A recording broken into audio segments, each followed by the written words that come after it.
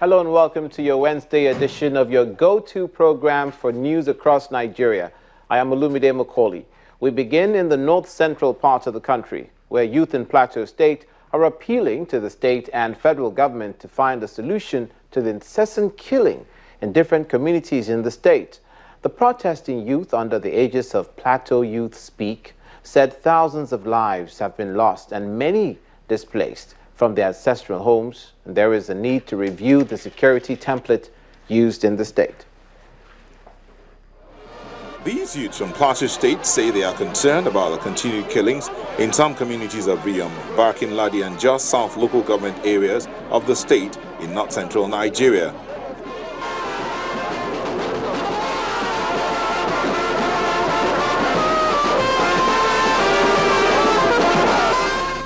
Plateau Youths Speak, a coalition of youth organizations, organized this peaceful rally to protest and condemn the incessant killings.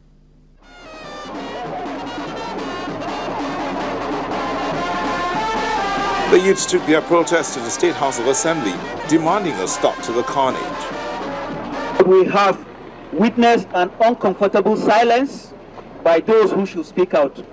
Ultimately, we intend to compel our representatives to demand action and to draw the federal government to action by carrying out the basic function of government, which is securing the lives of its citizens regardless of their background, whether they dwell in the city or in the village.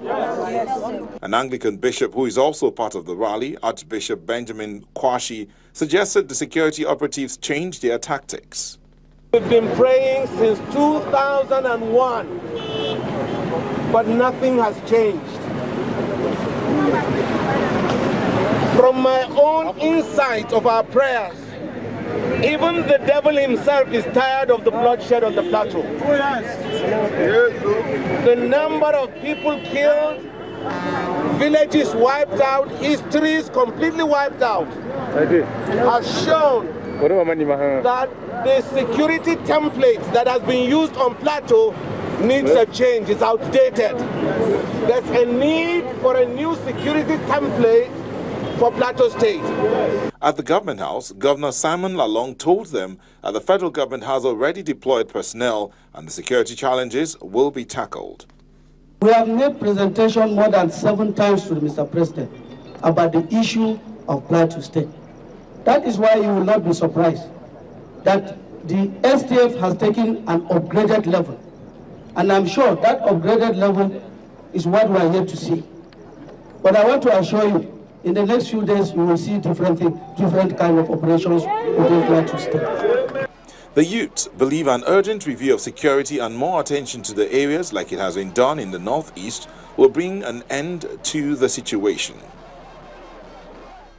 Also on security, but this time in the northeast, against the backdrop of allegations of human rights abuse leveled against the Nigerian army, the military has embarked on a confidence-building tour of the country, especially those affected by insurgency. At a stakeholders interactive session held at the 23 Armored Division Brigade, Yola, the Chief of Civil and Military Affairs, Army Headquarters, Brigadier General Rogers Nicholas, said the Nigerian military is committed to protecting the territorial integrity of Nigeria and protecting Nigeria's national interest. He commended individuals and non-governmental organizations for their support and promised that the military will ensure that displaced people return to their homes.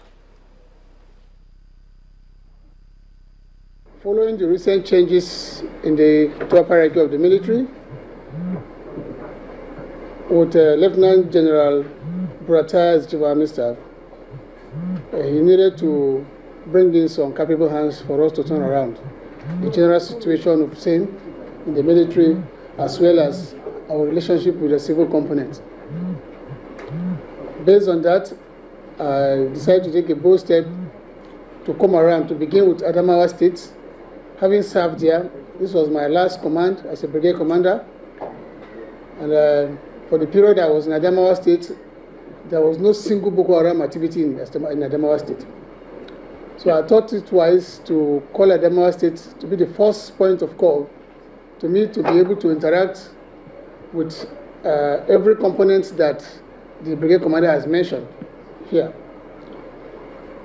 we are trying to build a new face for the Nigerian military. The face we are trying to build is anchored on the vision of the Chief of Army Staff, which is to have a professionally responsive army in discharge of its constitutional roles. And staying with the worrisome insurgency situation in the northeast, in Borno State, the army is said to be gradually bringing the Boko Haram sect to its knees in Gamboru Ngala village. The acting director of Army Public Relations, Colonel Sani Usman, told journalists that the military is mopping up and patrolling the area. Gamboru Ngala is seen as an economic and strategic town in Borno State, which Boko Haram had occupied for many months. Hundreds of children and women have been killed by the terrorist group. Many are still being held captive. Since the president's directive that insurgency must end in December, there's been fighting intensely in those areas believed to be Boko Haram strongholds. And speaking of which, we'll be speaking with our correspondent in that area, Blessing Tuno, who's going to be on the line via phone to us. Hello, Blessing.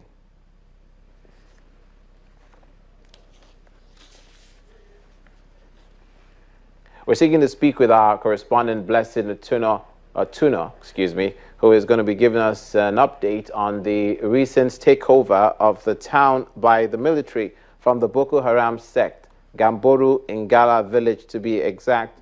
We have information that the military has taken over that area from the insurgents. The terrorists have that situation has been taken care of by the military, and we understand that it is under control. Hello, Blessing. Okay, we do beg your pardon. We do have a problem with speaking to Blessing on that issue. But we will stay with situations concerning security and keeping to that directive. The Chief of Army Staff, Lieutenant General Tukuru Buratai, says the Nigerian Army will remain resolute until terrorism is crushed, as directed by President Muhammadu Buhari. The Army Chief said this in his speech read by his representative, Major General Sanusi Muazu, at the flagging off of the 17th Combat Service Support Training Week holding at the Nigerian Army School of Electrical and Mechanical Engineering in Auchi, Edo State. He said efforts are underway to enhance the logistics and operational support of the Operation Lafia Dole, which is executing the war in the northeast for quick success.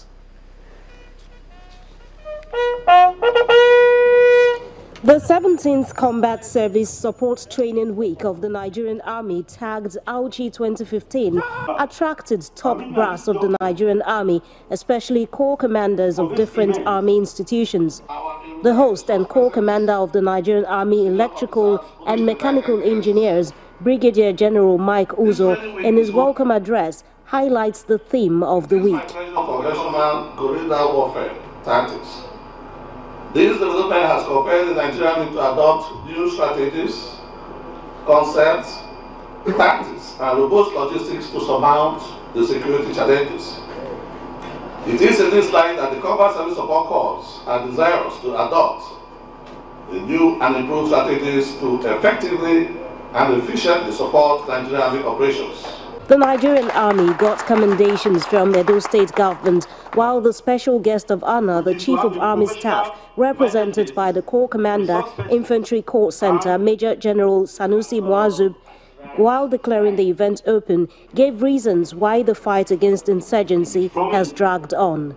I'm aware of the problem of lack of spare parts, especially for the newly acquired equipment and test of technical manpower. These challenges were as a result of haphazard means through which this equipment was procured. I want to assure you all that the efforts are on to get the procurement procedure right, in line with the Public Procurement Act of the Federal Republic of Nigeria. I've already directed and set up the Nigerian Army Procurement Committee and a directorate of Army procurement in Army headquarters. The committee requires your technical expertise from time to time. I must specifically commend the current Chief of Army Staff for personally leading the troop in the war against insurgency. For a change, we see the military high command commanding from the front line and not from the comfort of an air-conditioned office. For a change, we see the military high command in the theater of hostility themselves.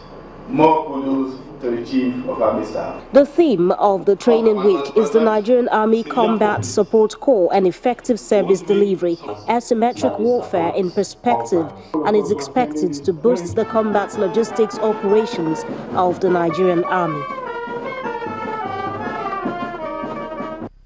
While they're boosting the combat readiness of the Army there, the Army elsewhere has been taking care of the situation in another state that we spoke to you earlier about. We have our correspondent, Blessing Tuno, who in Borno State is there to give us some feedback. Hello, Blessing.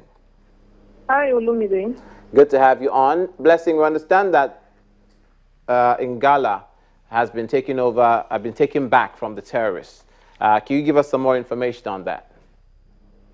Yeah, you know, recently we were privileged to join the Chief of Army Staff and a patrol and a tour of the central part of Borno State where Gamboru Gala is. And the Chief of Army Staff met the troops on ground, and we saw that their morale was highly boosted by their visit, and they appeared genuinely committed to capturing Gamboru. So the victory did not come as a surprise, you know. We can see that the troops are getting more confident than they were before. Before they were playing defensive roles, but now we are seeing them playing offensive roles and taking back towns that were before now being occupied by the terrorists. On our way to that aegis, when we went there, because we were just 15 kilometers short of Gamboru, you know, there was even an ambush by the insurgents, so the area is not totally, you know, free of the insurgents. So this is really huge that Gamboru has finally been liberated. So you say that motivation played a key role in that victory. Do you have an idea of how many insurgents were captured? Were they were they captured? Are they in jail? Were they arrested, or some were killed for this to happen? Well, for now we don't have the details. We don't have any figure of how many insurgents were killed or captured, or if there was a casualty on the side of the Nigerian Army. The only information we have now is the liberation of Gamboru Gala. And we hope that liberation will subsist. Thank you so much, Blessing. Our correspondent there, Blessing Tuno, giving us some information on what's happening in Gamboru Gala in Borno State. We're going to take a break. When we come back on news across Nigeria, the Independent National Electoral Commission begins continuous voter registration in Kogi and Bayelsa State. Please stay with us.